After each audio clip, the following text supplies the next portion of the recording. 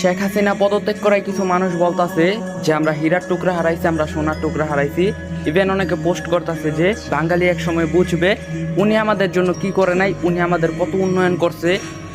উনি এখন চলে গেছে, বাংলাদেশ খুব নিকটেই ধ্বংস হইতে চলতেছে। তো মানুষ ইভেন অনেক পোস্ট করতেছে যে বাংলাদেশ খুব তাড়াতাড়ি ধ্বংস হয়ে যাইব।